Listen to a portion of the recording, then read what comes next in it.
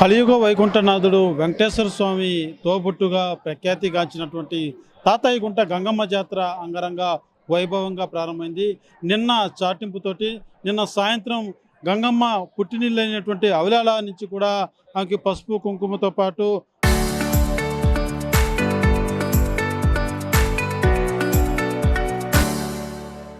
ఆమెకి సారెను కూడా సమర్పించినటువంటి నేపథ్యంలో ఇవాళ నుంచి మొదటి రోజు ఇవాళ బైరాగి వేషం అంటే తిరుపతి రాయలసీమలోనే ఎక్కడా లేనటువంటి విధంగా కూడా తాతయ్యగుంట గంగమ్మ జాతర అన్నది కూడా అత్యంత అంగరంగ వైభవంగా సాగుతుంది.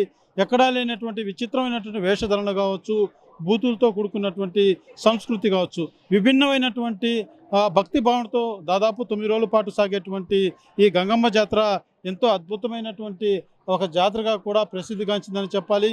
ఈ జాతరకి ఆంధ్రప్రదేశే కాదు, తమిళనాడు, కర్ణాటక రాష్ట్రాల నుంచి కూడా పెద్ద ఎత్తున అమ్మవారి దర్శనార్థం వచ్చేటువంటి పరిస్థితి ఉంటుంది. మనం చూడొచ్చు విభిన్నమైనటువంటి వేషధరణ ఈ తాతయ్యగుంట గంగమ్మ జాతరలో ప్రత్యేకమని చెప్పాలి. ఏదైతే పాలేగారిని సంహరించేందుకు వివిధ రూపాలలో అమ్మవారు రూపాలు ధరించి వాడిని వధించేందుకు కూడా తిరిగినటువంటి ఒక చారిత్రమైనటువంటి కథనం ఉన్నటువంటి నేపథ్యంలోనే ఒక్కొక్క రోజు ఒక్కొక్క వేషధరణలతోటి భక్తులంతా వచ్చి వాళ్ళు మొక్కున్నటువంటి మొక్కులంతా కూడా ఆ యొక్క వేషధరణలో వచ్చి అమ్మవారిని కొలిస్తే వాళ్ళకు కోరికలన్నీ తీరుతాయన్నది కూడా వాళ్ళ ప్రగాఢమైనటువంటి నమ్మకం. మన ప్రస్తుతం మనతో పాటు శివుడి గెటప్లో ఉన్నటువంటి భక్తులు ఉన్నారు, వాళ్ళతో మాట్లాడి తెలుసుకుందాం. ఏంటంటే ప్రతిసారి మీరు ఈ వేషం వేస్తారు, ఎందుకు ప్రత్యేకించి ఈ వేషం వేస్తారు? ఓం నమో వెంకటేశయ్య. నా పేరు కర్ణాత మురళీకృష్ణ అండి. తిరుపతి పట్నూలు వీధిలో ఉంటాము. పాలెగారిని అనే రాక్షసుని సంహరించేదానికి తిరుపతిలో వెలసి ఉన్న గంగమ్మ తల్లి వివిధ వేషాల్లో వచ్చి అతన్ని సంహరిస్తుంది. దానికని ఇక్కడ వేషాలు వేసుకొని అమ్మవారిని మనము దర్శనం చేసుకోవడం జరుగుతుంది. మా ముత్తాతల కాలం నుంచి మా ముత్తాతలు వేషాలు వేసుకొని అమ్మవారిని దర్శించుకుంటారు. వాళ్ళ తరం అయిన తర్వాత మా తాత వాళ్ళైతే ఏమి, మా నాన్న వాళ్ళైతే ఏమి, ఇప్పుడు మా తరం అయితే ఏమి, మా పిల్లల తరం కానీ మేము నేర్పిస్తున్నామండి. వేషధారణతో వచ్చి అమ్మవారిని మేము దర్శనం చేసుకొని మా ముక్కులు మేము తీర్చుకుంటాము పొంగల్లో పెట్టి. ఇది ఆనవాయితీగా వస్తుంది. మాకు కష్టం లేని వ్యక్తి అంటూ ఎవరూ లేదు. ఎటువంటి కష్టంనైనా సరైన సన్మార్గం చూపిస్తుంది ఆ అమ్మ గంగమ్మ తల్లి. మాకు అమ్మవారి ఆశీస్సులు మాకు ఎల్లవేళలా ఉంటుంది. మాకే కాదు, యాత్రికులు ప్రపంచంలో ఉన్న నలుమూలల నుంచి తిరుపతికి వస్తుంటారో అందరికీ అమ్మవారి ఆశీస్సులు ఎల్లవేళలా ఉంటుందని మనస్ఫూర్తిగా కోరుకుంటున్నాము. అదే రకంగా మరొక వేషధరణలో ఒక రాక్షసుని గెటప్లో కూడా ఒక భక్తుడు వేషధరణ ధరించినటువంటి పరిస్థితి. సరే, ఇంత కూడా మాట్లాడేటువంటి ప్రయత్నం చేద్దాం. చెప్పండి, మీరు ప్రతి ఏడాది వేస్తారా వేషం అన్నది? అంటే ఏంటి మీ మొక్కుబళ్ళు రూపంలో వేస్తారు, ఎందుకు వేస్తారు? మొక్కుబళ్ళు ఏంటి, మేము అమ్మవారికి దర్శించి మా అమ్మవారికి దర్శించుకొని మేము సంవత్సరం వేసుకోం. 5 వారాలు వేస్తూనే ఉంటాం సార్.